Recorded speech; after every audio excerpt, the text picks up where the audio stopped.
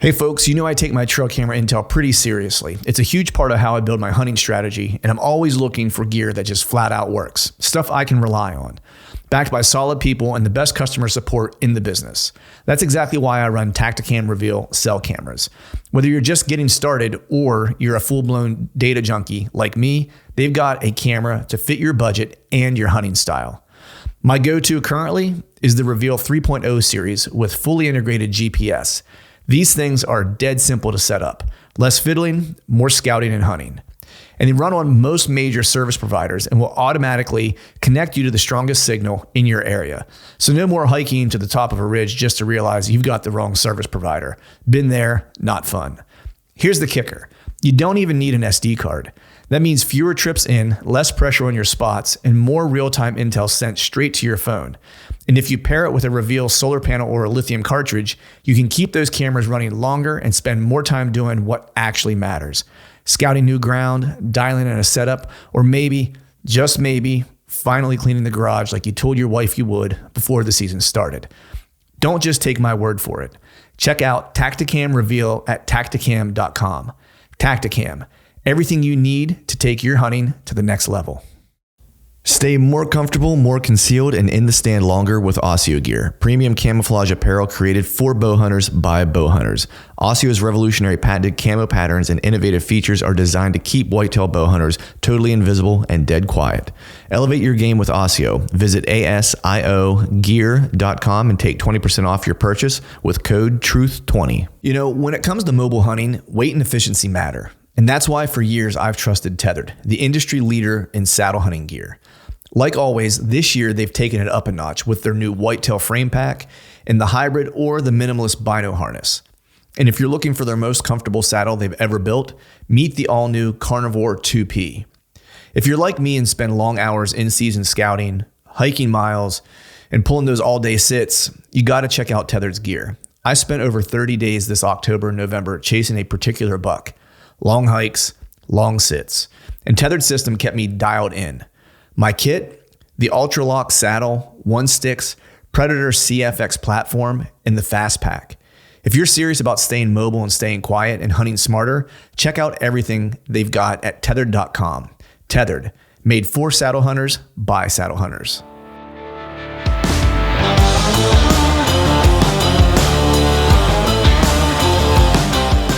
Welcome to the Truth from a Stand Deer Hunting Podcast, brought to you by Tacticam Reveal Cellular Cameras. I'm your host, Clint Campbell, and you're listening to episode number 438.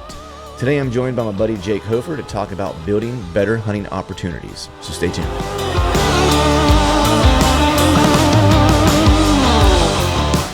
All right. What is up, everyone? Happy Wednesday to you. Hope you're doing well. Hope you are feeling fine. Here we are at the end of April. I think turkey season in Pennsylvania comes in next weekend, if I'm not mistaken. I think youth was this past weekend.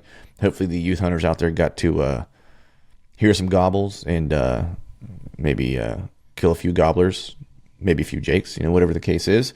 Hope you all had fun doing that. I'm actually going to miss the turkey opener. Not terribly broke up about it. It's usually just an excuse for me to get out to scout. But I have some travel plans for this upcoming weekend. So my season will be a weekend or so delayed on getting out to the woods to chase some birds. And again, it's really more so an excuse for me to get out and get some additional cameras out and do some additional scouting. But I am looking forward to it because I've been kind of chomping at the bit to get to this one piece or this one area that I have yet to get to. It's going to be kind of a mad dash to try to get the stuff done that I need to get done. I think I had my eyes were bigger than my stomach, so to speak, right? Whenever you eat and you get a lot of food, you're at a restaurant, you order a bunch of stuff and you get it all and you don't eat it all because you just got too much. Your eyes are bigger than your stomach. I think I kind of have that situation with scouting right now. At the end of last year, I kind of had grand plans for the areas that I wanted to kind of explore. And truthfully, in all honesty, I just, if I was being honest, I wasn't going to have the time to kind of get to everything. I was hoping that I would, but it's not going to happen. And so now what I'm kind of doing, I spent some time on the maps this morning, kind of looking specifically like what areas do I want to add to the areas that I kind of already know. And so I'm kind of dialing in that plan now. And truth be told, it's areas that probably are, I don't want to say easy to get to, but are just kind of natural extensions of where I've been hunting, right? So just kind of extending that hunting area. It's not necessarily a new spot. It's just new areas within, adjacent to the places that I've been hunting. It won't be as steep of a learning curve. I'll already kind of have an idea of like how deer want to use the area. And so it just maybe helped me put a little bit of a finer point on what I already kind of know.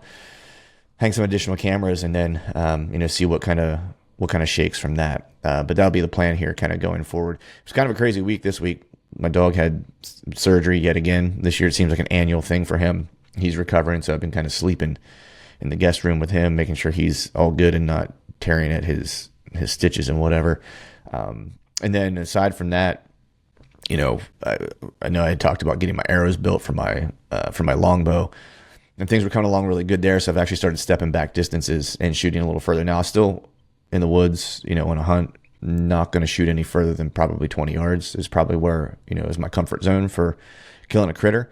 But I'm stepping out beyond that, out to like 30 yards and shooting just to kind of extend that range. And hopefully, fingers crossed, get competent at those further distances. And, there's no chip shot with a longbow, but hopefully it'll just give me more confidence whenever I do have deer in closer range than, that 25 to 30 yard kind of mark. Anything inside of that, I should feel really, really good. That's at least my goal, is to feel really good. Anything inside of that kind of 25 yard range. But with that, I'm going to just jump into today's show. Have a cool show for you guys today. Have my buddy Jake Hofer on. He's been on a bunch of different times. He's one of my good buddies. He might be he's not might be. He's probably one of the smartest guys I know, not just from a hunting standpoint, but just in general. The one thing I always appreciate about Jake is just his curiosity about most anything and everything, and his desire just to kind of learn and evolve, not just as a hunter, but like as a person, as a businessman. And he takes all those things seriously. Aside from being a great hunter, we always kind of joke in our friend group, like Jake is like the stone cold killer. Like you can mark your calendar on it. Jake's going to kill a good buck, usually sometime in November. It just always seems to happen because he does a lot of work and he puts himself in good places and he's got a good plan and he's got a good strategy. And then the other side of things too is like, he's kind of dove into a lot of whitetail habitat work and land management work and stuff like that the past several years. It's always been, I think, of interest of his, but he's had, a couple farms that he's bought the past couple years. And he does some work now and we'll talk about it, that he does with Don Higgins. And we talk a little bit about that and just how, being able to kind of spend time with people who are really skilled in an area and just listening and absorbing how they view things and how, you might view things a little bit differently. It doesn't mean necessarily that you're wrong. You just might have two different approaches.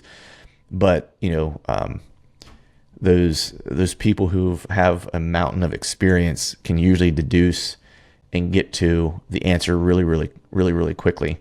And it's always kind of fun, interesting, and a learning experience, regardless of whether it's, deer hunting and business, life, sport, whatever it is. If you have someone who has a ton of experience, you kind of marvel at how quickly they can kind of get to the crux of like a problem, or they can get to like a solution really quickly. That's usually really, really accurate.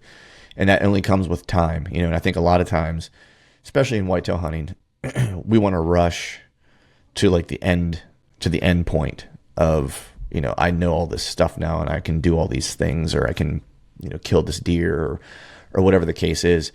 But the reality is that stuff is just, you're kind of steeped in it. When you take, like for Don, for example, 40 years of doing this, it took that 40 years for him to be what he is. Right. And so, I think sometimes when we compare ourselves to a degree, right, to other hunters, or, if it's a sport, whatever the sport happens to be, or a business person, right. You're not being fair to yourself.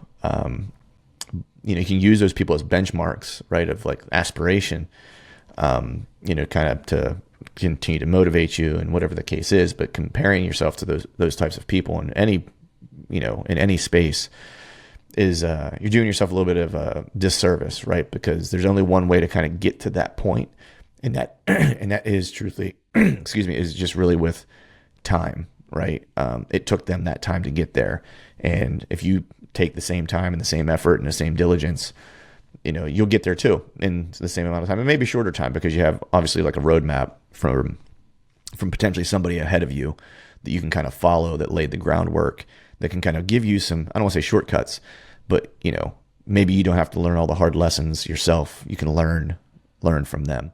And so we talk about a lot about that today, and just how fortunate we are in moments when we have people like that we can kind of watch and observe and spend some time with, and how it quickly, elevates our game and, makes us appreciate like the mistakes that we've made, and that they're not mistakes. They're just opportunities to kind of, learn and get better. So with that, we're going to go ahead and just jump into today's show. As always, thank you all for listening. All right, folks, welcome back to another episode of the Truth from the Stand Deer Hunting Podcast. And today I got my good buddy on, Mr. Jake by God Hofer. What's going on, man? Hey, not too much. Thank you for having me. It's good to see you. Good to see you too, buddy. You hanging in there on the hill? You're not getting blown away? We were talking about the wind. You feel like you maybe live in Kansas instead of Illinois? A lot of times, man. Yeah, there's not too many trees to break the wind where we're at, and my wife just put it's like a rain catcher thing where you're hanging off the gutter, and I was like, I don't think that's a good idea. The wind's gonna beat the heck out of it. And as soon as I sat down, I went, wow. It's windy. Nice. It's going to be like the yard flyer is what it's going to end up being. It's a thing that Jake chases across the yard once a week trying to. Pretty much. That's okay though. Nice, man. Nice. How's your spring been? We're going to get into like some land stuff. I'm sure you're kind of already chomping at the bit and, doing some stuff on the property and things like that already, I bet. Yeah, no, spring has been good. It's been busy. Speaking of the wind, it's been kind of limiting on some stuff, and I've been busy too. So it's just I thought I'd have more time, but I haven't quite found that yet, which I'm totally good with. Yeah, I hear you there, dude. Time has been at a premium this spring. It feels like I don't know. I almost feel like every year it gets. I don't want to say it gets worse and worse, because I'm thankful for like the things that I'm busy with, but it's not necessarily always in the areas that I want to be busy. Like, I shouldn't say it that way. It's maybe not always in the areas where I would prefer to be busy. It's still stuff that I typically like, or that I enjoy doing, but it doesn't, like, in the moment, it doesn't like fit the thing, like where I'm like, oh man, I really want to do this, and it's like, but I got to go do this instead. But this is pretty cool. You know what I mean? It's been one of those things for me. Is it similar for you?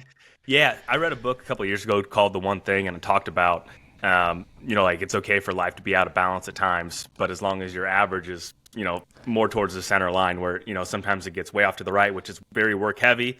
And sometimes it gets way to the left, where it's maybe not work heavy and more on like personal friendships, relationships, family. And then you get back towards that center line. And I've been more on the, it's always going back and forth. So you kind of just accept that and realize you got to try to average it out to where you're more towards the center line, which is way easier said than done. Way easier said than done. I think especially as we get older, it's like you just have so many competing priorities, right? And it's like, and it's interesting because like I think our friend group in general, I was just actually talking with Chad about this the other day. Like we all have like we all met through like our love and passion for chasing whitetails. Like we can put it, that's pretty obvious, right? Yeah. But like we all have like these diversified interests where it's like, if you sit down and you talk to any one of us, like you'll walk away going like, okay, that dude is ate up with hunting and loves it, right? But then you'll also walk away with going, man, that dude is into like 7 other things. You know what I mean? Like where we don't just stay in kind of one area, and that sometimes it's a blessing because you learn a lot from those adjacent areas that you end up applying to all the things that you're really passionate about. The downside of it is sometimes you feel like you're schizophrenic. ADHD. But it is interesting though, because even all of us are obviously ate up by whitetails, but even the way we whitetail hunt is totally different, and our approaches are probably quite a bit different. And to me, that's the fun part of whitetail hunting too. Is like there's so many different ways to do it and different approaches, and none of them are right. But it's just whatever your race is, run it. And that's the cool thing about whitetail hunting, in my opinion. Yeah, man. I mean, it is funny because like our friend group, we are pretty diverse. And then if you just look across the landscape of like just take like the 1% guys. Right, like the best of the best, and we could all, I mean, I think we actually did a video at one point with you where we did that, right? And we all had some similar guys, right? And we all had some different guys. But if you look across those groups of people that we would think are the best, and I think you could almost say this about every kind of area of life, is they all have like the one theme in common, which is like they're super consistent, and you can usually pick a few like foundational things out that they all kind of like, I don't want to say not fall into is not the right word, but they kind of lean into, right? Yeah, they overlap. They overlap, right? But by and large, if you zoomed out and you looked at their approaches like holistically, they would all be different. Like they all have something different that they do, but they all manage to have the same results over and over again. Yeah. Right. It is. I think about that a lot, honestly. And it's like I sometimes even like in my world, I live in Illinois. There's not a bunch of public ground. Illinois has very little public ground, so I naturally gravitate towards people that develop farms and hunt within boundaries. And a lot of times, like, I wonder what so and so would look at this property like, and then I wonder, and I cross model that a lot of times, and it's always this interesting to where it's like probably 70% is probably pretty similar, but the 30% is could be drastically different. Yeah. And that's the thing, man. Like, variety is the spice of life, they say. Someone said somewhere. I don't know if that person was drunk or not. They might have been. It could have been. Could have been rum. It could have been in the with the spice trade of like whatever that happened in India going around Cape Cod. Right. It'd be fun to know the first time that was said, actually. Yeah, exactly. Yeah, what is the origin of that statement? But so what have you been up to, man? I know, obviously at the end of the year it was kind of a crazy. Crazy stuff going on with you guys and you in particular, right? With the business and stuff like that. Yeah. But I knew, like, you and I texted a little bit and stuff like that, but I knew you were kind of going to be into something right away. You know what I mean? I was like, Jake he's a Rolling Stone, man. He gathers no moss. I was like, he's going to be like, what's my next like endeavor? Yeah. Right. And so, I kind of know a little bit about what you've been up to, but like, what have you been up to?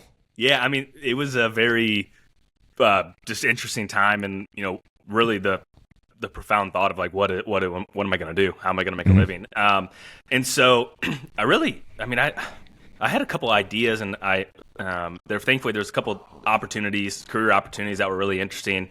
And then I thought about buying back the Exodus platforms. Obviously built those with everyone here, or everyone that was at Exodus. And I was sitting at my desk. We'd do team calls every single morning, and I was like, what do I want to do? I've been basically self-employed my entire career up to this point. Do I really want to go get a job or a career? And I was like, I'm just going to buy that back. And I was like, it was not at the forefront of my thought process at all. And ended up deciding to do that. And we had someone else that was going to buy it, and they took too long and gave them the opportunity. They decided not to. And it's been good. It's I have no regrets to any of the decisions I made. I was really concerned. I leaned into a lot of people I really respect and got their perspective. And I've had my real estate license since I graduated. My senior year of college, I actually got my real estate license. So I had that business kind of going. And I was like, all right, I'm going to buy that. And I actually bought the Whitetail Master Academy from Don Higgins last summer too. And I was like, I think it's a very unique opportunity that all of these things overlap in some capacity. Like, I jokingly can say I have 3 jobs, but they all overlap in some way. And that's the only way I can do all of them with the overlap. So that's what I've been up to. I relaunched that. It's now WHTL, and it's just been great, actually. It's been way better than I could have imagined. The reception has been really good. So much positive feedback. And I was concerned about, like, okay, if these channels are dormant for a while, what happens? And I mean, it's like we didn't skip a beat, and nice. I was very uncertain because, I mean, understandably, we had a lot of really upset people towards us. And I'm like, hey, I'm back. Like, it kind of seems like a can't read the room type situation. Right. But it's been really good, and I'm so grateful for everything that's worked out, and obviously it's worked out for the best that it could have been. Not the outcome that anyone wanted or that I wanted, but just the way it goes. Life goes on. You live and learn, and got a lot of good lessons. Yeah, there you go. I was stoked to see that you got the content channels that that you guys, or at least one of you guys, was able to keep that, and keep kind of. I was hoping for that. I didn't say anything because you guys had enough on your plate at the time, But in the back of my mind, I was like, man, I hope they, keep that and are able to kind of continue to create content, because you guys, we're great at it, and I just thought it'd be a shame that if it just kind of went away. And not just that, but I was like, man, just someone else buying it, and all the hard work you guys put into it and stuff like that, and built it what it was, and someone's just going to swoop in. And I was like, and it'll never be, they can try to duplicate it. They can try to have the same perspective. I was like, but the reality is like, that was, and I know you were like the content guy, for like in terms of like content strategy and stuff like that. And I was like, it won't be the same if Jake doesn't have his hands in it. It's not going to be, what it was, so. And I'm thankful too. Lucas is helping edit. Cameron's helping with some stuff too. So to kind of keep some of that team intact is a big part of it too. Because before I bought it, I was like, "There's no way I can do all this by myself. I need a team here." So I'm thankful that they were willing to step up and tackle that too. But I mean, throughout that whole process, like honestly, it's extremely embarrassing. Like to go through that massive of a public failure, and like there was a period I was like, dude, I'm gonna pull a mid from Paula here. I'm gonna put some curtains up over my windows and disappear. And actually, I had a good friend, and he's like, you don't need to do that. Like you guys did everything you could. You know, you've made everything right to the best of your abilities. Like just got to take it with stride. And that advice has been actually very, very helpful. And just like even I remember like when all that was going down, I went into a farm store and I was just looking at the trail cameras, and the guy's like, "Hey, you're Jake from Exodus," and I'm like, "Well, kinda, not anymore." Now you just call me Jake. Yeah, I'm Jake now, but that happened like 3 or 4 times, and like I was like, "Gosh," you know, it's like crazy how big the platform was. You don't really realize it, but. Yeah, it all worked out for the best it could. I don't say it all worked out for the best because I don't believe that, but it worked out the best that it could have given the circumstances. Right. Yeah. I mean, you guys did what you could do, and you know, and the pieces that you know, the portions of it that you can kind of continue that make sense to continue to go. Yeah. You know, well, even the tariffs now, like even if we would have got over that hump, it would have. I don't know how we would have went over that. Yeah. To tell you the truth. Yeah. It would be. Yeah. It would have been like jumping from fire just into the frying another pan. one. You know what I mean? Like you know what I mean? Like you didn't move that far away, you know? No. So I don't remember I remember if you and I were talking or if someone else mentioned it to me, but I did know that you had bought the stuff from Don Higgins, it's Masterclass, right? Is what it's called? Yeah, whitetailmasteracademy.com. Master Academy, yeah. So how's all that going? Like I've been on the site, I've perused around, you know what I mean? I know Don's still like somewhat like, involved in it and stuff like that. So it wasn't like he just, you know, pulled the ripcord and jumped out the window or anything like that. I know he's still, you know, involved in it. I want him as long as I can because he's the wealth of information. Sure. And I'm not. So, right. Dude, it's been so fun actually. Last week I went and filmed 2 different property designs, and I'm learning so much. And, you know, like throughout, I've added additional experts too. Like Thomas Milsna, he's from Wisconsin. Steve Hansen, he's from Iowa. I'm trying to think. We had Dr. Bronson Strickland on some of the live events. And it is such a cool community of just like the most diehard people, period. Point. Like the people I really like to talk to and the people I really like to learn from. And like the members it attracts are all this A+ people. And so it's actually been so much fun. And it's you don't have to worry about the YouTube algorithm and like all these different, like you just make content that is really helpful and put it on the site. And so it's been a lot of fun. I've enjoyed it so much. Yeah, that's got to be a nice change of pace just in terms of like the lens and what content you're going to create and how you're going to create it, because it's again, you're not feeding the algorithm. Like you don't need to attract like the people who maybe fringe or interested, right? Just so you get the numbers, so it makes sure to get in front of the people who you really want it in front of, right? Yep. This is, I'm going to create content with a very specific purpose of educating on this topic or uncovering, you know, whatever it is, like the myth of this or whatever the content happens to be, right? It's like whatever it becomes. I imagine at some point it becomes somewhat member driven, right? It's like what is their interest? What are they trying to overcome? I asked for a lot of feedback with, ironically, like when I bought the business, I went through the customer list and I was like, oh, I know that person, know that person, know that person. And so I got reached out and like, hey, what do you want to see more of? What do you want to see less of? Who do you want to see? And so it's been a lot of it's been pretty tailored to what's going on. And it's, we've added a bunch of different stuff like for equip, CSP, CRP, like a lot of the stuff you simply can't Google because I've tried Googling it. I've tried researching it. I've tried calling people, and it's like you get 7 different answers for one question. And so I just found the resources that have a ton of experience and know all the curveballs that may come along with it. And for landowners, that's a huge delta, in my opinion, of information. And it's like you can just go in there and watch part 1, part 2, part 3, and know a lot very quickly and efficiently. So it's been fun, and that was another thing I was like a little nervous about, and my risk meter just keeps getting more and more broken. I'll figure it out. Figure it out. Well, it's like maybe to a degree, it's like you're hitting the stride over your entrepreneurship. You know what I mean? Because like that's kind of what happens, right? It's like, you know, I mean, there's always like, you know, the risk reward component thing. That's with anything, right? It's like whitetail hunting. It's like all risk reward, right? You know. you know, and then in business, it's like, you know, as you get more skilled, you know, more knowledgeable, you know, yeah, you have more kind of tools at your disposal. You have a wider network, right? All those things kind of play into it, to where so you start to get to the point where it's like, whatever it is, it's like I've got like either the skill, the resource, or the network to overcome most of the stuff that's going to come up, right? There's always things that come up that maybe you're like, man, I did not see that coming, you know, but, you know, I think just I think it's with anything. I think as you become a more skilled bow hunter, I think your appetite for risk, or your willingness to risk, increases as well. You know, you're like, okay, yeah, I could push in. You know, at the beginning, you're like 100 yards away from the bedding. I'm not getting any closer, right? It's like, and then you start, and then as you kind of go, you're like, man, I really need to be about 70 yards. You know what I mean? So you start to push the envelope a little bit, you know? Yeah. But I think ultimately, like when you do that, that's where like the great stuff that's where the great stuff is. It's like where you really win when you win. Yeah. And I've had a lot of really great support, like an excellent support system. My wife's been amazing. And like, she's like, well, if you feel good about it, go for it. And it's not like this pushback where I have to win back the household and like, your last business has failed. Why are you going to go do another one? Like super positive, super. So like, I'm very grateful for that too. So it's just been, it's been good all the way around, and have a really good network and friendships and everything else. And I'm still learning a lot, man. I'm far from perfect. I'm far from knowing it all, but it's the best way to learn is just do it, or call someone that's already made a mistake.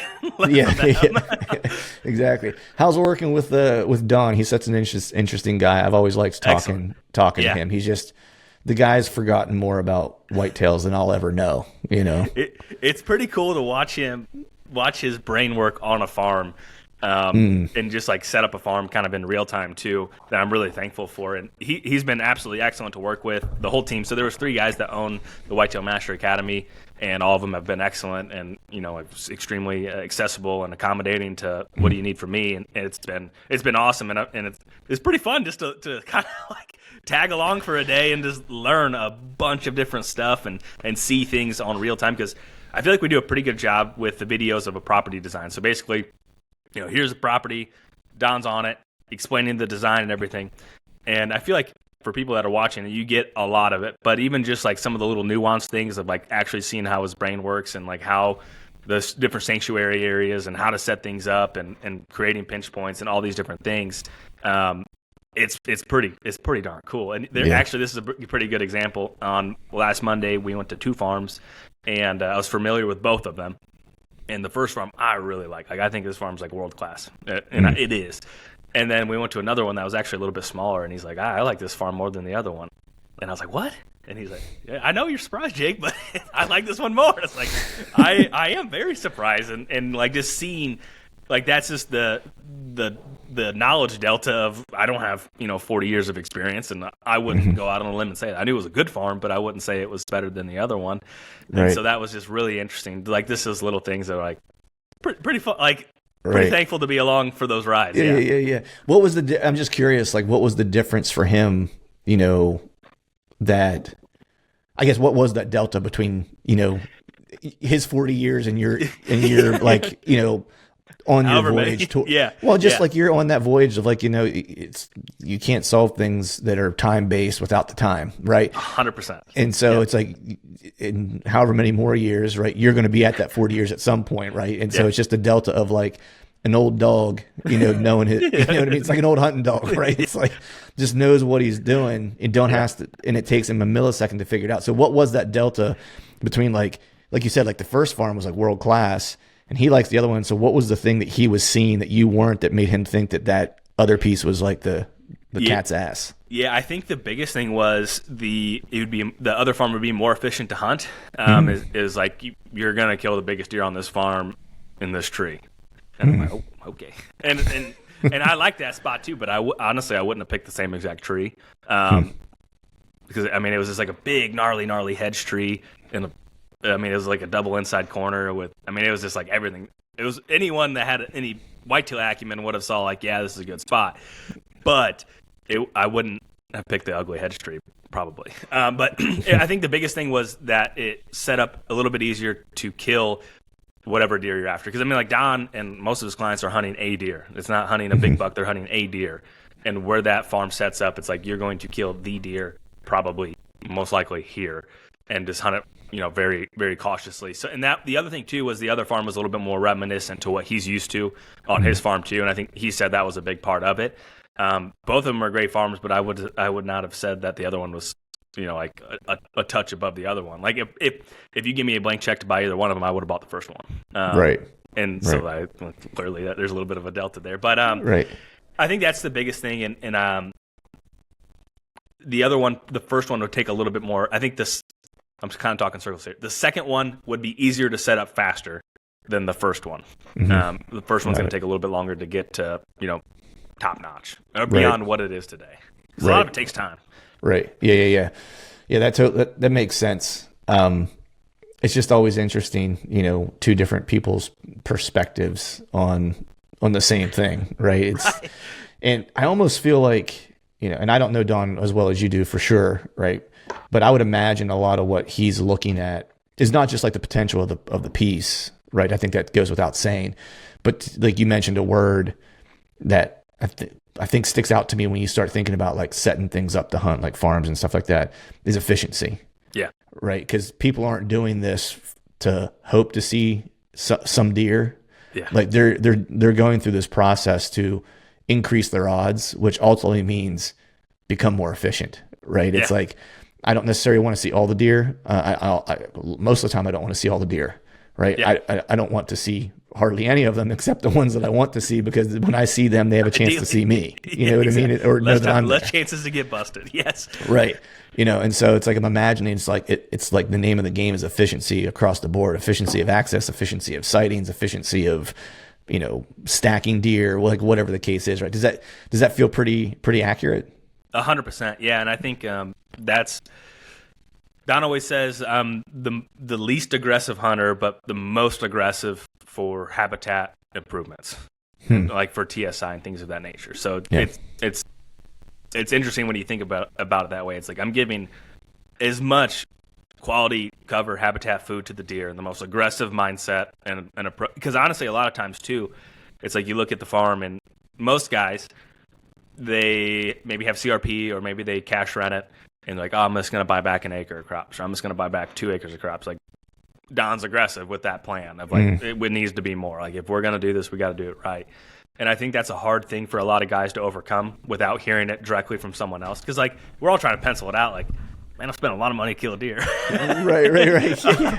Yeah. But it's like from that approach, very, very aggressive, but from the hunting approach of, we're only going to hunt the stand when the conditions are right, based off this, and I believe in that. I believe in that thought process and model, because I've helped a lot of clients buy farms, and some of them, actually most of them, just like it's like the shiny new toy. Man, they just hunt the heck out of it. They can't wait. Yeah, and I get it, and I'm not far behind them, but it's just seeing the different levels of success. It's like if you're not having the success you want, well, then you got to do something different. You can't blame this, can't blame that. Like you kind of have to take control or ownership of, okay, why am I not having the success that I want? What do I have to do differently? And maybe that's a different place. Maybe that spot doesn't have it, and you could do everything in the world, and it still might not work. Right. And just seeing all these, it's just been fun. I've been on a couple really, really cool farms here this year, and just like some of them really, really big, some of them really, really small, and just seeing how all of them set up differently. And then like the unintended consequence is that you're getting, you're also seeing this and being able to think about like the farms that you have and like what makes sense, right? Like, cause I'm sure you see like some parallels, I mean, you've seen a lot of land, you've sold a lot of land, right? You've bought your 2 farms. And so I'm sure as you're doing these, walks either on farms you're either selling or buying, right? On behalf of your seller or buyer, right? Yep. Or walking farms with Don who are, that he's consulting on, or whatever the case is, right? It's like that goes into your mental Rolodex of things that you could, potentially, this might potentially work on this farm that I have, or this might potentially, or, oh man, they really screwed this up. It's like, okay, I was thinking of this, but I don't think that's going to be a possibility, right? Yep. Yeah. So I'm just curious, what has, for you and then like the two farms that you have, like what has been like the biggest kind of learning curve, or not learning curve, but what is the biggest kind of takeaway for you at this point that like you learned walking into it that you maybe didn't think about at first? Yeah. A lot, honestly. So where I live, I've done the most amount of work, just because it's my backyard. It's more convenient to do a lot more work. Like for example, if I would have had Don come out to my farm when I bought it, I probably would have set it up a little bit different than what I have now. And the reason being was, I bought this place and I could hardly afford it, and I was like, got to do CRP, I got to have the income. And now it's like, I kind of wish I didn't do that. Right. and it's been good. And it's like every farm and that's something you talked about. Every farm has a ceiling of potential. And I don't really know if it would make sense to do that with the conditions that are there now. But that would be one thing of having just total control of your farm and not necessarily enrolling into CRP. I think CRP is an amazing, amazing program, and I love that it's utilized by a lot of people in marginal farm ground. My ground is erodible land, like it should not be farmed, in my opinion. So like it's a great program, but it comes with some stipulations. And I was in a contract called CP4D, and the minimum is 10 acres, and my field was 10.1. So I just squeaked into that program. And so like I have an acre food plot, clover buffer strips, planted 2.5 acres of trees on 6x10 spacing, which is pretty thick. I have a conifer buffer on the east side, which we can talk about a mistake there. And then pollinator patch, warm season grass patch, 2 switchgrass. So like truly about anything that you would want to do I was able to do within this program. So it was really good. One of the mistakes with my conifer planting, so I planted, I think, 450 white pine and cedars. And the deer love to eat white pine. I shouldn't say they love to eat it, but they will eat it. And so I put up Seems like they love to eat it to you. Yeah, absolutely. The person who's planting trees. Yes. And so the cedars are doing pretty well, and I planted heavier white pine because the state of Illinois does a tree sale every year, and I could buy 3-year-old transplants for really cheap, so they were bigger trees.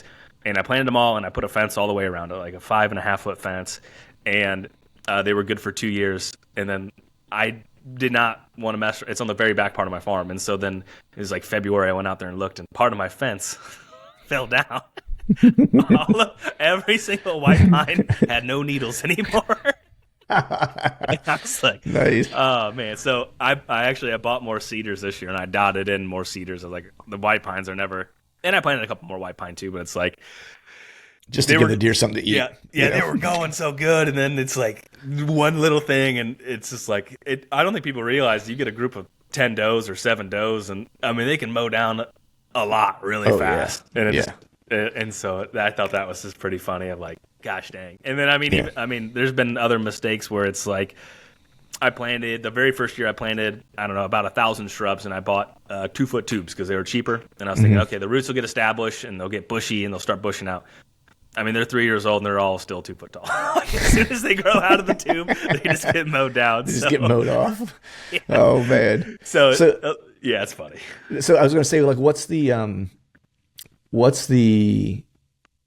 solution for that? I guess, right? Because like, if the landscape needs X, like tree, whatever it is, right? Yep. Shrub, whatever it happens to be, like, how do you? Aside, like you did what you could. You put them in tubes, right? It's just like as soon as they get out of the tube, they like. What do you do?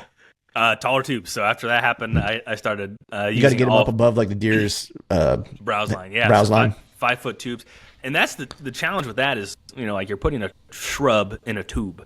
Shrubs are meant to shrub out, and so like you could either. The best case scenario, like this, if you're gonna do 5 of them or 10 of them, but when you're doing thousands of them, I don't think it's possible, and I don't have the budget to do it. Would be to fence them all off, mulch them, and like go that approach. Way too time consuming, way too expensive for me, and so I just did all 5-foot tubes on all of them. Now my fruit trees that I planted, I do put fence around it and mulch and do those. They're a lot and what more kind expensive. of fruit trees are you using? I planted. I have about 20 Hoefer pears and 20 Arkansas black apple trees. And actually, this is the first year I think I'll actually have some pears this year, so I'm pretty excited about that. Nice.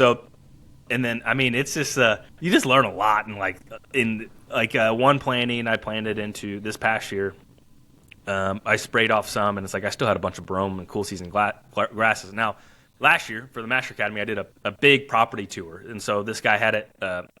I think it was Mark Lustro went out there and consulted on the farm, and super nice guy, a previous customer of Exodus, a guy I'd consider a friend. And he had, and this is like after I just did this project very similar to what he had, and it was a pasture, and he planted all his trees, and like they're not getting any taller. And we're looking across the ridge. He's like, I planted those at the same time, and they weren't planted in cool season grass, and they're like 7-8 foot tall, and all the other, because the grass soaks up all the moisture and it doesn't allow the tree to grow. Right. I was like, oh man, I just planted like 800 in the same environment. You're like, don't. Yeah, it's like, I wish I would have saw this a little bit ago. So I learned from that, and this year I'm planting like 300 or 400 trees this year, which is a lot less than most years. But I have one more chunk to plant, and I nuked it all after I went and saw that. And I nuked it again, and I'm gonna spray it one more time this spring and plant some clover and get that base there. So when I plant my trees, they're gonna grow a lot better. So right. Like that's part of the MASH Academy. You wouldn't have to do what I did. You can watch that video and avoid it. watch your trees for 3 years that don't grow. Like, yes, you know what I mean? Yes. Yeah. Oh man, so like that's so good. To me, that's worth a lot because I would not make that mistake again. Yeah. It's funny because I was actually looking at trees because every year, going back to, I don't know if we said this as we were recording or if we said it before we started recording, but my dad has a 60-acre piece, and I don't ever hunt it. It's in an area that could be good in Pennsylvania. Like when he first bought it, I hunted it a handful of times, and there was typically every year there was like one really good buck for that sure. area, that might be in like the 40s or something like that. Right. And he lives there now. He's retired and like moved there, built a cabin. He's got his tractor. He's, put a food plot in, like he likes to poke around. So I'm trying to feed him, some good information, so as he's making changes to it, and he's not going to get hog wild. That's not his style, but I'm starting to think about, okay, as he likes to tinker, can I get him to tinker on certain things that are going to help overall? Yeah. Right. In that way, whenever, eventually it's mine, it's set up and ready for me to hunt whenever I'm an older guy and I'm ready to not like grind public land for 4 months out of the year, like the whole time. It's like, maybe I'd like some easy hunts or whatever. Uh-huh. So I started looking at trees, and I started looking at crabapple trees and things of that nature, right? Yeah. And just fruit trees in general, because those are the things I always kind of think in the back of my mind where I'm like, oh, this would be a good Father's Day gift for him. Mm-hmm. You know what I mean? Get some trees, get him, obviously in the spring when he could plant them, not over Father's Day necessarily, right? But like that his birthay's in May though. They'll be on sale. They'll be on sale at the local farm store by that time. Right, exactly. Right. Just have to do a lot of watering. But like if you're thinking of like, I always think of fruit trees. Like I always think of crab apples kind of like right away, because being north, it's like I don't really ever think much of persimmon or anything like that, because I don't feel like I'm going to get any, I don't want to say I'm not going to get any value, but I'm not going to get what I could get out of it versus having something that's going to be more of a like late fall kind of producer when you really want to be in the woods anyway. Right. Mm-hmm. And so when you're thinking of trees, like what's your kind of, I guess, approach to those, or what do you prefer, or what have you found that has worked well for you? Yeah, so I haven't seen a lot of this come to fruition yet, because I planted them here a couple of years ago, but I went out and asked a lot of people the same question you just asked me, and you bring up a couple of interesting points. The first one being is you have to plant what's going to work in your area, and this is actually that we had Skip Sly on the Whitetail Master Academy for the March live event.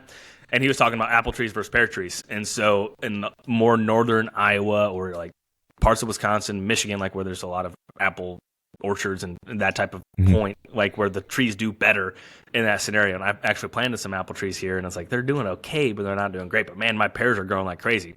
And he said that specifically, like the pears are growing a lot better wherever, the band of where we're at. So I think just figuring out what is naturally going to do well where you're at is probably one of the biggest things. For apple trees, I feel that something that a lot of people know, but maybe not everyone knows, is cedar rust, which is basically a fungal that spreads from cedar trees onto apple trees. And so there's some apple trees that are cedar rust resistant, and there's some that aren't. So like the Arkansas black apple tree is, and there's some other, I think Gold Rush is another one that's cedar rust resistant. So finding out and the interesting thing is like the cedar rust can actually spread for, don't quote me, but it's like a mile or two. So like there's a cedar tree that hypothetically is infected with that, I mean, it could travel all the way that far away. So that's another thing to really understand. But I think in the whole spectrum of fruit trees and improvements, I don't really know where that falls on the level of importance, because I've asked other people what I feel their like thoughts it's just are. like candy. Like that's kind of how I've always kind of seen it, right? Yeah, and I think it's, if you want to do it, like, I think it's a good thing. And obviously, I've planted a bunch. I planted a bunch of persimmons too, and I asked someone that has a bunch of experience, like, what do you think about fruit trees? He's like, man, all I get is more raccoons on camera than deer. I'm like, actually, that could be true. Right. So I don't know. I mean, I think that it definitely is a great thing, but I would just suggest anyone to look at like what does well in my part of the country, and either plant a bunch or plant very few and take really good care of them. Mm-hmm. And so like I planted, this is the only year I haven't planted fruit trees. I planted a bunch of plums this year, but like as far as like big stock trees, this is the first year I would only usually do like 10 to 15 a year and take really good care of them and go with that approach. Because the deer, I mean, if you have any deer density at all, like they're gonna wreck everything. I planted I think it was last weekend or 2 weekends ago, I planted like 25 they're an interesting variety of an oak tree. Man, it's Concordia oak, which is like part dwarf chinkapin, part swamp oak or something like that. So I wanted to try it, and I planted those things. And this weekend I was looking because I did not tube them right away. They're all just like snap, snap, snap. So it is so important to do the project right, because if you have any deer at all, like they will. Which brings an interesting point, is like that's how desirable those species are that we're planting. That there's stuff that's junk that's been there forever and that doesn't get browsed, but you plant something new that's good for them. I mean, they seek it out very aggressively. They know it's there right away. Yeah. And so I've planted thousands and thousands of things that will be really good long term. And the other thing too is it's just getting them past that point of like you got to sustainability where they can sustain themselves. Yeah. And I planted a couple plums, more than a couple hundred plums a couple of years ago, and some of them are really big now. Some are 8 or 9 foot tall, and I'm taking a couple off out of the tubes too, just to see how they do. I'm sure they'll get browsed, but it's a long game. It's a long burn. There's a million things that you could do that would improve your property faster, but it's kind of the long game. And the one thing that I feel really passionate about is, and actually we had Jake Ellinger from Michigan on the Whitetail podcast. Such a good guy. Yeah, I really enjoyed talking with him, and it was kind of refreshing because I've done things kind of the hard way. And he was talking about like that's his strategy has lined up with that of like hand planting them, not putting them in rows, like doing the tubes. And because you could plant probably, if you were planting trees with a tree planter, with a tractor in an open square field with long runs, you could probably do 4,000 trees in a day. And I cannot do that in a day. No. But the problem is like I've been on a lot of different farms where there are tree plantings that are in rows, and typically there's a sign on like the first maybe 2, 3, 4 outer rows. And once you get inside the middle of it, if there's any form of density, like it's just a ghost town. There's no sign, there's no nothing. And it's a lot faster, it's a lot easier. And if you're planting it just for trees, okay, great. But I'm not doing it just for that. I'm planting it for habitat. And so that's something that I feel really passionate that I think I did the right thing. And it's like as it grows up, it's going to look like a forest. So to me, that's pretty cool. And it's a lot harder, a lot longer. Right. But I think it's the right call. And talking to Jake made me feel like, okay, I did do all that for nothing. Right. It's nice you got that win. You know what I mean? It's exactly. Yeah, I did that part right. My Conifer Grove, maybe not so much, but this one, I got that one right. You're darn right.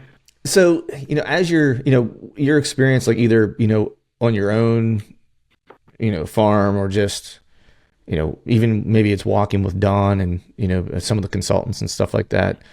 Because at the end of the day, when we do these habitat improvements, to your point, it's like, we're not doing it to just have a bunch of trees or whatever. Like we're, people who are doing this on ground or doing this to try to kind of build a smarter mousetrap to a degree. Right.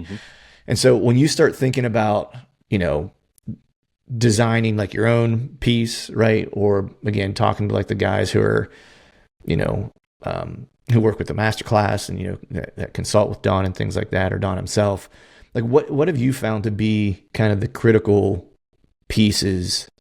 It's like, how like in marketing where you have Maslow's hierarchy, right? Of decision making and stuff like that. Right. So if you took that same type of approach, right? Like what would those things be for building a smarter mousetrap? Yeah. That was the only way I could figure out how to frame it. Yeah. I think one of the biggest things, and I hate saying this because like access, and like everyone access, like it's just like almost a buzzword, but it's extremely important to. Because if you don't have it, it doesn't matter. Yeah. Right? And or if you can't make it, it doesn't matter. Exactly. So I think access ties into so much more in terms of that means you're leaving more of your property alone, which leads into a sanctuary. And that's very important. That's something that Don feels very passionate about, is like every farm has to have a sanctuary. And I think that makes a lot of sense, a ton of sense. And so it's like the access is probably the anchor of a farm, in addition to destination food, if your farm allows to have destination food, which in a perfect scenario, like that might be. And actually, this was from Dr. Bronson Strickland. I think the break even of like the benefit versus the diminishing returns for food plot size was about 6 acres. So I was going to ask you that, actually. Yeah, 6 acres is, if you're doing a big food plot, 6 acres is kind of the 5 to 6, I think, was what their study and research showed to be a true anchor for a property. Right. And now, is that one food plot? Like, so if that, I'm sorry to interrupt you, but I want to make sure I'm getting this right. That 6 acres, is that relative to like a specific size, like acreage that it's like associated with? It's like, so for example, is it 6 acres of food for every 100 acres of land, or just in general? So if you're creating a destination top-notch food plot, 5 to 6 acres. So obviously, if you have 1,000 acres, you might need a couple of those. But right. For most of us, like we're all trying to squeak away with 1 acre. So that was the break even for that. But I think the access and like having an anchor of your property and giving so much of the farm to the deer and not forcing spots, because I feel that, and I see this all the time, where people are like, well, I need a spot for a south wind, I need a spot for a north wind, I need a spot for a west wind, like all the different variations of winds, because they want to hunt the farm on every single wind, on every single weekend, or every time they get an opportunity. And in seeing from how things set up, it's like, it's not always that way. That second farm I was referencing where we went, he's like, can't hunt this farm on a south wind. I wouldn't even bother. Just wouldn't even bother. I only hunt it when it's good. For a north wind or an east wind or a northwest wind. And if it's a south, don't even bother. And I feel like for a lot of guys, that seems crazy. Like, I can't hunt a farm on a south wind. But it's like almost all the things you don't do on your farm are just as important as what you do on your farm. Man, that is, I mean, you could take that in life to the bank. You know what I mean? It's like you find a lot more success in general based on the poor decisions you don't make than the good ones you do. Yeah. You know? 100%. So those are kind of the biggest things. And like applying that to my, like I have 1 tree stand right now in my house and 2 blinds. And I hunted my farmers a handful of times. My wife shot a doe out here. And in October, I passed the biggest deer that I had on my farm. I think he was 4. He ended up getting shot, but he was a really nice lower 150s. A guy ended up shooting him, and super happy for him. And he fell into the same trap that because on camera he looked a little bit bigger, honestly. And then when I saw him, I was like, it's like, is that him? I'm pretty sure that's him. Right. And I didn't shoot him, but that was like a mouse trap that worked really well. I planted in the back CRP. I had a green food source for early October. Like I usually don't have a ton of success in like the very like beginning of the season, so I wanted to try to get better at that. So I had a food source that was very attractive for that time of year. And there was a spot where I wanted to put a blind. I just put up a blind, and I went in there, and our creek was really dry, so my access was really good.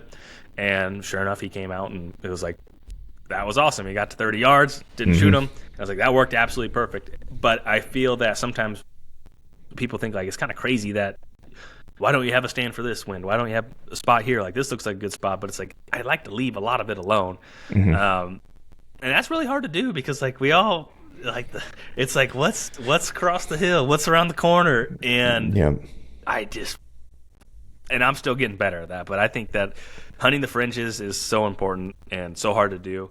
But everyone's situation is different. Like if you're not able to develop that mousetrap, you probably will have to be more aggressive, or if it's shared permission, or if it's public. So like I understand there's nuances to all of that, but if you do have control over it, don't be your own worst enemy. Right. Yeah. Yeah. It's funny because like I've spent a lot of years, obviously bebopping around on pieces of public and stuff like that, but there's still like this part of like the strategy. Like I love the strategy part of hunting public. Right, because it's truly like everything's fair game. The deer has a bunch of room to roam. I have to figure it out, right? But there is a part of me, like the strategy part of it, that I do like, land manipulation, right, or habitat manipulation, right? Because I used to do that on like my in-laws farm, And it was just gratifying to put something in and watch it work, you know, yeah, so cool. Because to your point, you know, the first year I did anything there, and this is probably like 9 years ago at this point, I did put in like a 5-acre food plot, and it was like smack dab in the center of the property. Right. And we had really good hunting that first year. And we kind of had a standing rule that nobody was allowed to hunt the edge of the food plot. Right. Cause it was kind of like, I didn't want deer to feel uncomfortable coming to it. You could hunt them, intercept them in between, but like, let's not set up stands or whatever on the edges and make them spooky about walking out into this thing, you know? And then we had, I think, 1 or 2 really good seasons of really good like bucks for that area. And then, you know, some of the guys couldn't take it. The Orange Army came in and like killed every like 3-year-old that was like up and coming, you know? Yeah. I mean, you know, it wasn't my place. So I didn't, you know, put a hard and, you know, I couldn't make a hard and fast rule that it's got to be X to shoot or whatever. Right. Yep. But I was hoping people would see like the potential, you know, because I think that year, I want to say there was 5 bucks shot that were all like good, promising, like up and coming, like 3-year-old, like rack, like 8, 9 point, you know what I mean? Where in that area, they probably weren't ever going to get any bigger than like probably 130, maybe 140 inches, maybe, right? But there was a crop of like 4 or 5 where it was like, man, if they all made it through next year and you just get to that point and then everyone just targets those, right? And then you'll have that next crop that comes up behind them. And so then we'll have like a rotating, like in theory, right? A rotating crop of like decent deer that we would all be interested in hunting the following year, right? But the old boys couldn't hold their water. That brings up an interesting point. I learned this the hard way. If I hunt a farm with permission, and only permission, I stop putting food plots on them, period, point blank. Every time I would put on a food plot, I would lose access, or someone else would be like, "Oh, saw you put a food plot. I'm gonna pick up hunting again." Yeah. And so like it is permission, I do not put on food plots. I take my stands down, like I make it look like I'm not even out there. Take my cameras down, and I try to be a ghost because I can count on thankfully only one hand, but it hurts every time. Yeah. Like you put in a food plot, you're looking forward to it all year, and then something changes inevitably. And so like it took me a couple times. Like if it's permission, I will not put up a food plot because it never, ever, ever, ever ends well. Right. Ever. Like it ends in someone else hunting it, shooting a deer that maybe you were hoping would live.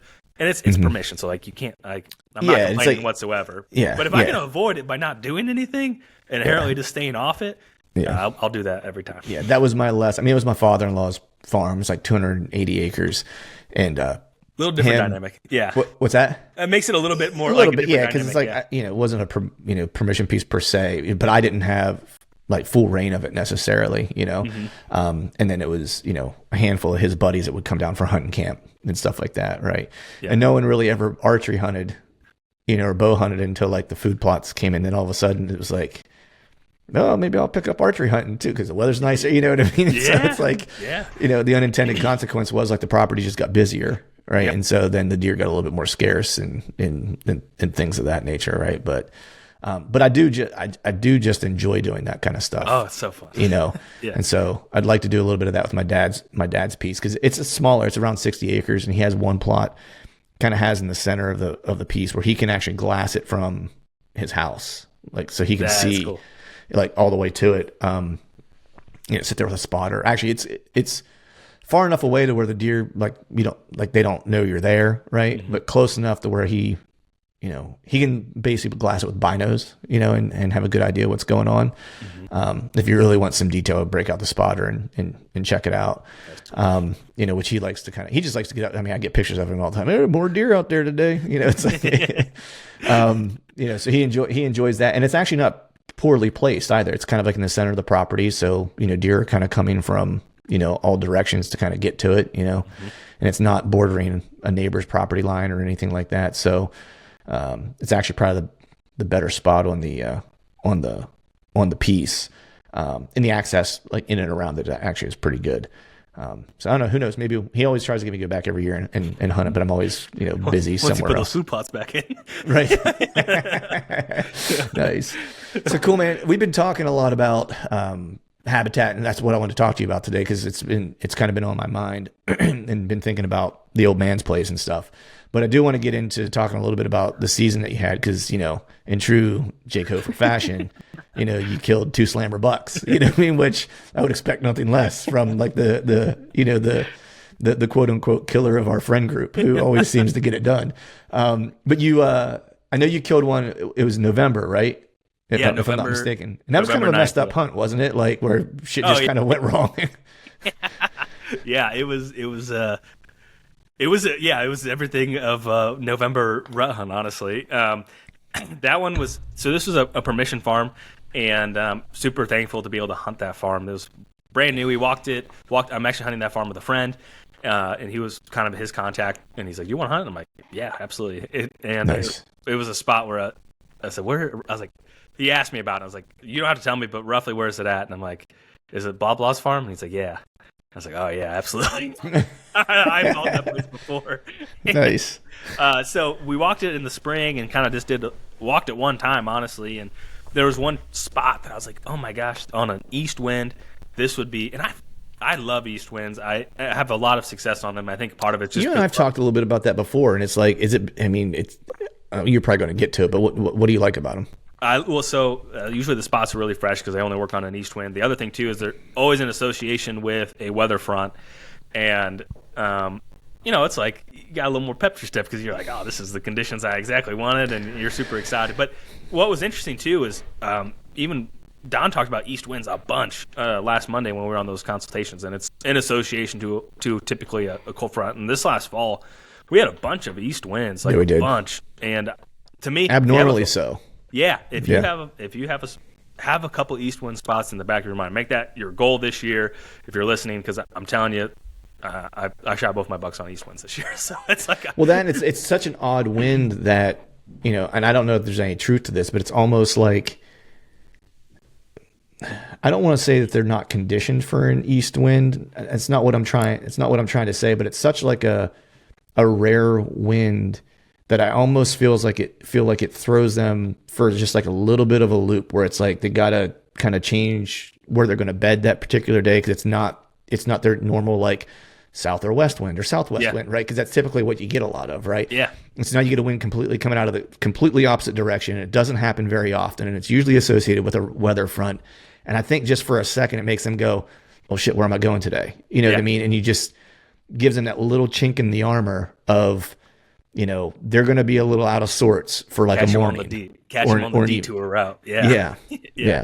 And that's so that we walked that spot, and I marked it, and I did not. This is where my mistake was. I just said, this is a good spot. I did not pick a tree. I just said, this is a good spot. And so I went in the morning, in the dark, and I started climbing. It was a shagbark hickory tree, and I've been hunting out of a saddle a lot more recently. And I was like, two sticks high, and I'm like, there is no way. It's so loud, and I was using the latitude sticks where like they have the am steel rope thing, and it's getting caught on absolutely everything. Oh yeah, dude, those shagbark trees are the worst. And my lineman's belt, as I'm pulling it up, gets caught on absolutely everything, and I was like, screw this, I'll try this tree. And I get over there, I tear down, and it's a massive wolf oak, and I'm like, maybe I can make this work. And it was not wolfy enough where I could just like climb on limbs and climb the tree, because I would have done that. And I was like, I'm going to sit on the ground. I was like, I'm not going to sit on the ground. Like, it's not going to work. I'm going to get busted. And so then I was like, all right, there's a walnut over there. It's pretty big. I'm pretty sure I can get into it. And so, I mean, I'm like maxed out. It's a big tree. And I'm 3 sticks high. And like, I have to stretch out my last stick. I'm just going to stand on that limb. Like, I'd have to get on that limb. My platform is not going to fit around this tree. And so I'm just standing on a branch, hanging out. And it actually worked out really well, because there was some branches coming off, and I actually had really good cover. But I mean, it's a branch like maybe 8 inches, 6 inches, and I'm just chilling on there. And it's an east wind, and I didn't have a ton of cameras on this farm. We had some, and this deer came in. I saw a really nice deer before that, and I'm pretty sure he lived, and he's a top priority. Hopefully I have permission to hunt it next year. Nice. And it was just like poetry in motion, man. Like November, he comes in through this bedding area, and honestly, I thought he was smaller than what he was, to be completely honest. I was like, I don't know, and I'm like doing one of these. I pull my binoculars. I always glass, even if they're 50 yards away, I always glass them. I don't know why. It's probably a bad habit, but I'm like, pretty big. And he snaps his head up, and I was like, oh yeah, he's a lot bigger. I grabbed my. It's funny how like the angle makes all the difference. Yeah, because his head was down, and he was a lot like my Iowa deer. Like his G2 and G3 like curve in, and so when you're looking to the side, they don't look very tall. But when I was like, oh, those curve in, like he's a lot bigger than I thought. And he's coming in, and so I'm getting ready, and he's getting it right in this opening. And I draw back, and it was raining a little bit. And as I draw back, my bow just goes. Oh. He's like 17 yards. He snaps up, and I've gotten a lot worse of being a shot, honestly, like of rushing the shot. Like in my head, I'm like, slow down, and I'm whack, and I'm like, that was not a great shot. And so I'm just telling the truth here. So yeah. It's like I just straight up gut shot that deer, and I felt really bad about it, and like, if a lot of bad words. Right. And I'm just like, I'm such an idiot. How did I screw that up? That was a perfect shot. I should have smoked him. And it started raining again. And I think this is a really key point. I shot him in the morning, and I waited a full 24 hours. I did not. I looped all the way out around the farm, left him completely alone.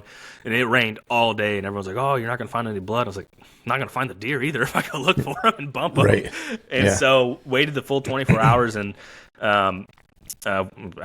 we did not find hardly any blood, and this kind of, I sometimes have a knack, unfortunately, because I've had some practice. I was like, I'm just gonna go down here, and I think, like a lot of times they'll bed. And there's no rules to this, but like typically within 200 and 250 yards, they're probably gonna bed down. I'm like, okay, if I was a wounded buck with an east wind, where am I gonna go?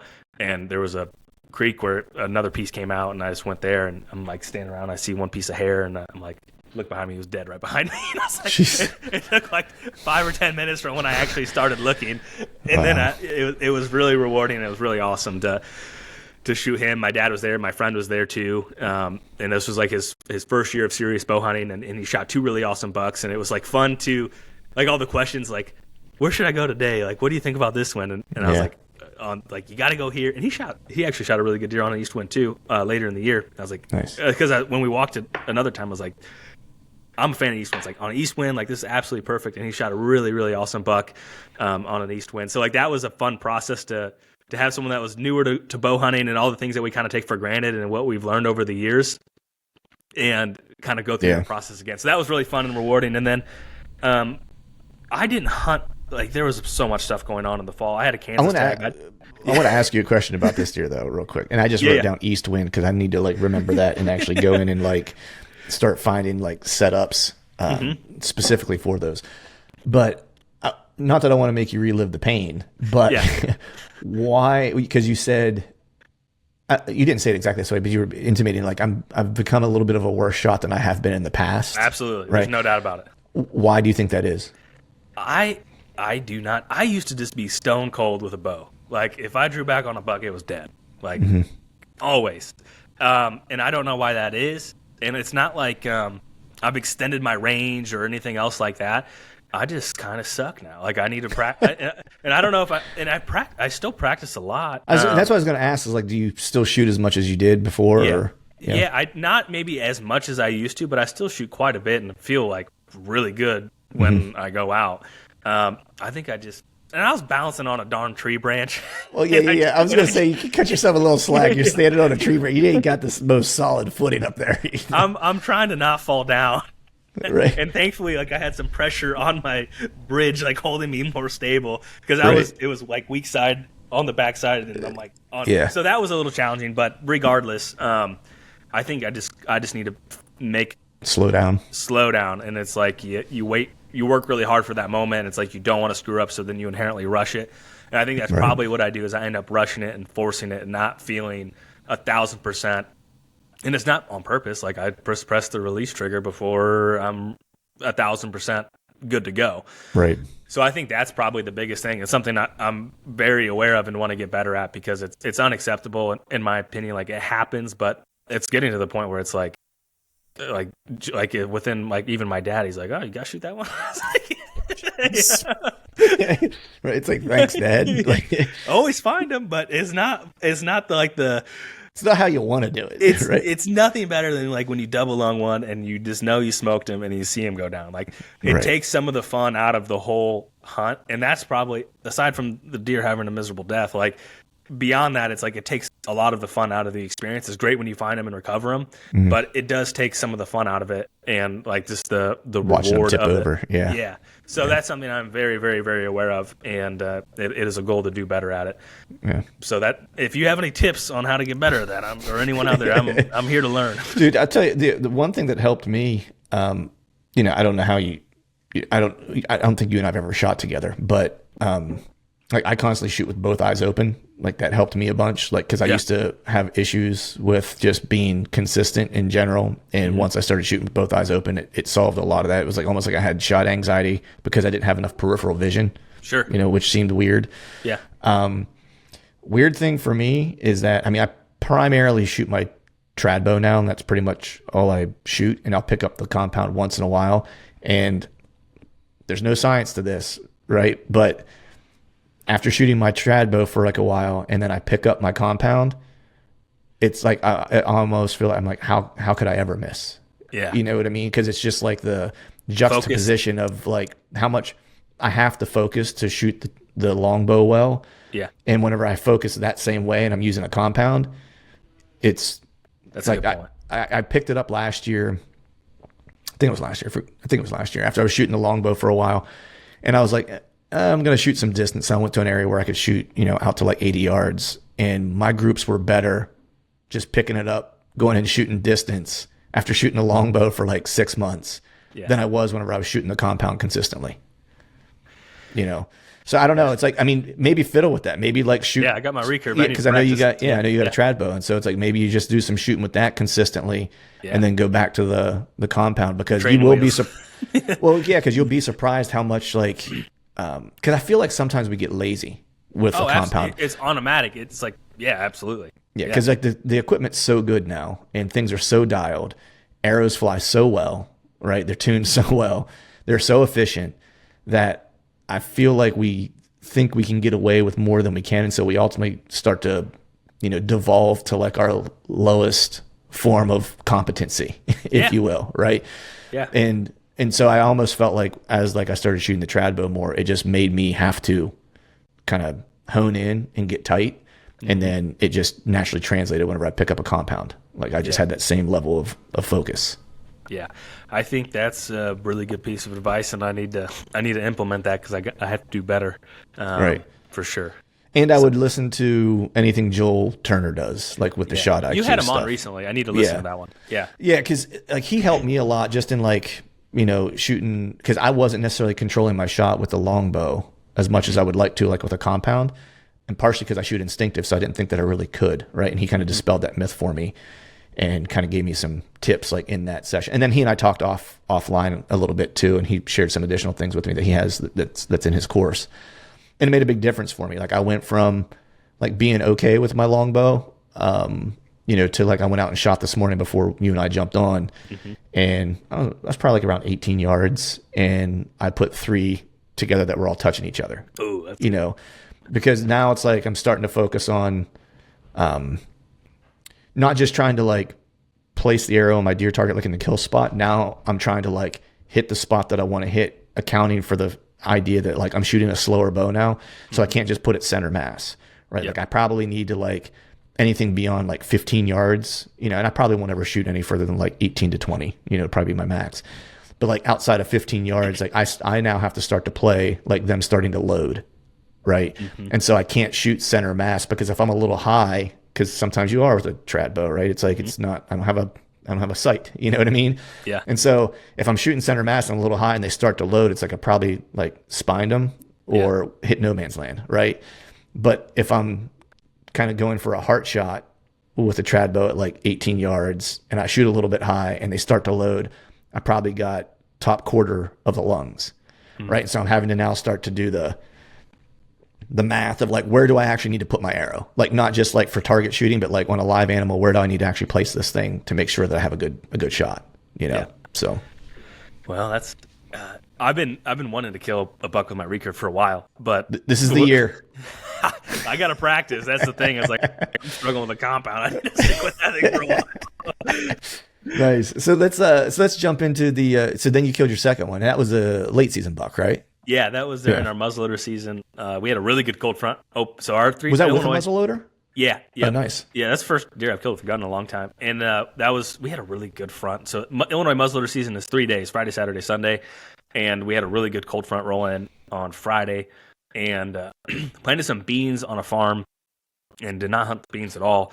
And I mean, none of my cameras working at this point too. So right. So that deer we had pictures of earlier in the year, and he's just called him Plain Jane because he's a big 6x5. And he it was really interesting in a lot of ways because I hunted that bean plot. I honestly was debating on going. Like, I was on the phone all day, like dealing with all the different stuff, and I was like, okay, I can go there. I'll probably sit on the ground. It's east wind, and this sets up really good for an east wind. And I was like, I don't know if this deer's alive. I don't know the last time he's been on the farm. I don't know anything, but I'm going to go give it a try. And he came. It was I was sitting on the ground, and there was a group of does that came down, and I didn't like. There was playing like a screen of some sort, like, like the annual screens. And by that time of the year, they're kind of beat up. Yeah. And so I'm sitting on the ground, and this probably looked like a rock to the deer. And the does came down the hill first. And I'm like, all right, that's a good start. And then another buck came down. I'm like, okay, all right, whoever's next, this is who we need to see. And this deer was like, I posted some pictures of him earlier in the fall, and he was like, I don't know how old he is. The second year I hunted that farm, but definitely mature. And there was one buck that came down. He was all busted up, and he was missing half his left side, and he's like really thick looking. And I know what deer it was, but I didn't know then because I didn't have cameras working, so I didn't know. And so then the buck I ended up shooting, he came barreling down the hill, coming off the bedding where I thought he would likely be based off of past camera history and everything else, and with the wind. And he came down, and I'm looking at him. I'm like, that's got to be that deer. And he just looks so skinny. Like, he looked like his body was like the size of a 2-year-old.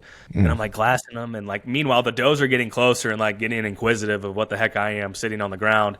And on the back side of the screen, I was like, okay, I'm waiting for him to walk in. I want to verify it's that deer.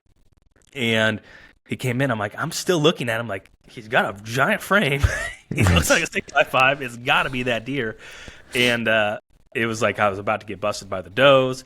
So I squeezed off and smoked him. And then my adrenaline was so high, and it was like I couldn't find any blood. And I was like, I'm just going to wait till the morning. And so I went out the next morning, like there was absolutely smoked him. And I thought I saw a deer like lagging up the hill from when I shot. And it was that deer, and he crashed right there. And so there was one buck that was half racked in there, and I walk up to the deer, and I'm like, oh, crap, he only has half a rack. Did I shoot the wrong deer? And I was like, oh, crap, I screwed up. And the other, his right side, when he cracked, he was so sick, his right side fell off when I shot him. Oh, wow. And so I found that, and he had, it looked like he got shot during probably first gun season. He had like a hole through like what would be our bicep in his brisket. And then he was as full of infection. I mean, he was going to probably die. I mean, he was super, super sick. Wow. And so like it threw me for a loop because I was like, that's got to be that deer. And so it was really good. I was first time I bucked out here in a couple of years in Illinois, and really, really good deer. And I wish he was healthier, and I wish his antlers didn't fall off. But but I was still super thankful that it worked out, and it was just. I was planning the food and waited for the time to be right, and went and made it happen. And like in terms of like looping back to not overhunting your food sources, and like that was the first time I hunted that bean plot all year, and it worked out to a T. Followed your own advice, and it worked. Yeah, exactly. Right? Yeah, and he came down out of the hill on that same farm. I didn't really screw up. Work gets in the way of a lot of big deer. Work saves a lot of big deer. I got out a little bit late. This is probably around like October. It's like during that scrape week period. And I walked in, and this is this would have been my best deer. And so I get in there, and it's by some railroad tracks.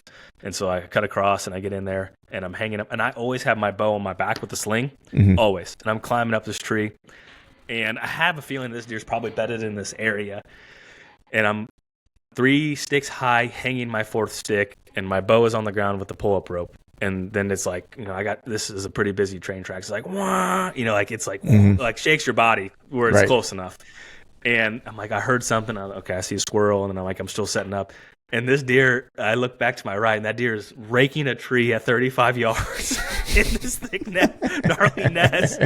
And I was like, okay, I hear a train coming, and then I'm like, as the train, I'm like, pull up my bow as fast as I can. I don't think I ever got busted, but he just went on. And I hope that deer's alive too, because I'd like to kill him. I wish if I was in 20 minutes earlier, I would have shot a big, really, really great deer. But I maybe would have. What do you think he scored? He real good. he real good. Okay. Yeah, he really. Let's put it this way: as soon as I saw him, I instantly knew I did not have to binocular that deer. I did not have to follow my rule there. Right. That's awesome. It was cool though. I hunted a lot less this year than most years, but I had my best season in a lot of ways, and really, I just feel like something that. I'm guarantee you've heard this too. Like when I started hunting less, I had more luck, and I'm like, that seems so counterintuitive. It does, but it's like all those guys say the same thing, and there's some truth to that. And I'm so far away from 40 years of experience, but there is probably some truth to that. Yeah, I think it's a combination of you don't overhunt your areas, right? Because you just can't, right? And then I think the other part of it is that you're just a little bit more focused because you have limited time, and so you're not second guessing things. Like you don't have time to maybe this, then maybe that. It's like, no, it's got to be this because this is all I got time for. Is this? I've kind of hit like this weird spot where it's a little bit opposite for me. I hunted more than I've ever hunted last year, and it's just based on like how I work or like my work schedule or whatever. Having like being remote and having some freedom and stuff like that. In that regard, and last year was the first year I really took full advantage of it. And so I'm kind of looking at it now, going, man, I should just be doing this all the time because I've kind of gotten away from, and this is maybe just another podcast for another time you and I can do, but I love postseason scouting, and I've talked about this a little bit on here before, but like my like personal life between family and stuff like that, like the busy time is really like after hunting season is over and I'm finally back around. Yeah. Like that's when everything kind of happens, and it's usually all like in the spring. And just a lot of stuff with my daughter. She's getting, she's going to start looking at colleges and, things like that. Right. So it's like, I got a lot of stuff, kind of going on. And so I don't get out to do my postseason scouting nearly as much as I used to. Right. Which now means I have to rely on more in-season scouting and scout and spend more time there. And I was talking to Tony Peterson about this a little bit. And I was like, I feel like I actually feel better about that, because I always felt like I made plans in the postseason, and then sometimes you get so attached to them because you saw what you saw, but you don't always know like when that sign was laid down or like whatever the case is, and so you still need to validate. Like you still all need the to nuance. You still need to validate all that stuff in season, and this was like really the first year. I mean, I've always scouted during the season, but this was the first year where it was, I would say, like a 60-40 split where it's like I scouted 60% of the time and hunted 40% of the time. I would hunt every day, but like a large part of the day was just me figuring stuff out, and I felt like I was way more in the game doing that, and I was actually hunting and not waiting, So that's one thing I hate more than not more than anything, but something I always feel like when you're hunting, you feel like you're wasting time. Like you're probably not in the ball game, and I do not like that feeling. And everyone has those sits where they're like, "Yeah, I have time to do this. It's probably not the best idea." And I'm thinking right now, I don't know if I've ever actually killed a deer when I had that thought process in my head, and maybe that's self-sabotage, maybe not. But it's just like when you're in there, like the day I killed my November buck, I was like, I texted my wife, I was like, I'm going to kill a buck today. Like, it's like you have a few of those sits a year where you're so confident based off of, like, to your point, like from the scouting or intel or the conditions are right and you're set up right. And it's like those are the hunts I really, really enjoy, and the ones where you're like, like, I remember I found this one thing last spring. It might be good, might not be. I don't know. Yeah, I think for me anymore now, like the postseason stuff is really just to kind of get a roadmap of places I'm going to spend time in during the fall. Has nothing to do anymore, I don't think, with like when I'm going to hunt it or how I'm going to hunt it necessarily. Maybe a little bit of like tree setup, like, I'll probably hunt that tree if I hunt this area. But it just gives me general areas that I'm going to spend time in the fall, to where it's like, cool, I got this wind today. This area is where I could hunt. So now I'm going to go in there and I'm going to scout and I'm going to figure stuff out and then figure out exactly where I need to be based on, because I don't know that sign I saw in January or February or whatever. Was that made in October? Was that made third week of October? Was that made in November? Like, I don't know. I need to go in there and see like what is actually there when I'm planning to hunt, Do you think you could make a guess based off of the habitat type? Because I can for think sure, of some things. For sure. There are some places where it's like, you'll see something, you're like, oh, this is totally rut sign. It's like, this is rut sign. Or, there's an area where things are kind of significantly nipped off and there's, bedding opportunities. You're like, okay, this feels like it's like an October kind of time frame, early October or whatever. It's like might be close to a swamp that stays green like into early October, and you're like, all right, there's a green food source right there, Lowland, right? Lowland scream October to me. Yeah, 100%, right? It's like, and so so there's that type of stuff where it's like you got a pretty good guess. I think that where it gets tricky is, at least this was my experience from this year, was that it gets tricky whenever you're hunting a specific single deer, right? Because what's that? And then he gets hit by a car. Well, I found he didn't get hit by a car because I actually found where he actually died. Like I found like the exact spot. Okay. And I didn't tell you this because we hadn't talked about it, but state police were called because the people who found him didn't know what to do, and then they called the game commission, and the game commission just had determined like he died of illness is what he died from. Yeah. So and then I went back and looked at some trail camera pictures like from late October, and it did look like he had like a mass. Like after I looked at it again, I was like, oh, he's got a couple like masses on him, like lumps of some sort, where it's like they weren't like shot wounds or anything like that. It just looked like he was getting old and sick, essentially. Died on the mountain.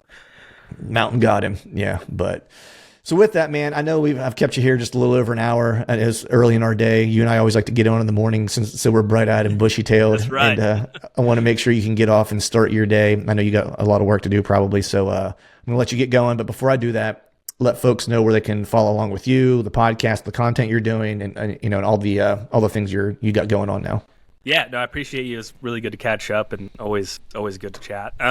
You can find everything on WHTL, Whitetail Deer, on most platforms. And so if you ever tune into the Exodus podcast, basically it's very similar to what we've done in the past on the YouTube channel. We'll continue to evolve and refresh some things, but a lot of the stuff you came there for is going to stay. And then you can follow me on Instagram, just Jake Hofer. And then the Whitetail Master Academy, we post a video once a week, and we have a live event once a month.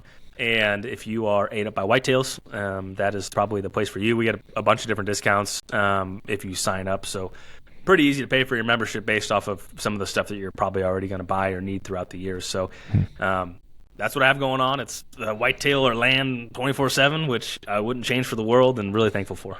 Awesome, man. It was good seeing you, buddy. Of course, $2 this year, probably $2 next year. So we'll do like a repeat of it. We'll see. But I appreciate you. I'm glad you're doing cool things and doing all the things that you want to do. I'm always, like you're the one guy that I'm always like, man, I have no doubt one day I'm going to work for Jake Hofer. That's what's going to happen. We're hiring. So no, I'm just kidding. I appreciate you, man. I'll talk to you soon. Thanks so much. All right, folks, that is a wrap for today's show. I'd like to thank all of you for listening. And if you haven't yet, please head over to iTunes and leave us a 5-star rating, and be sure to subscribe to the podcast. And hell, while you're at it, head over to YouTube and give us a sub there too. I'd be super appreciative if you do those couple things for me. And before I shut this thing down, I need to give a big shout out to our partners who continue to help us make this podcast possible: Tacticam, Osseo Gear, Hawk Optics, Tethered, Face Off E-Bikes, and Lathrop & Sons Boot Company. And until next time, we'll see y'all.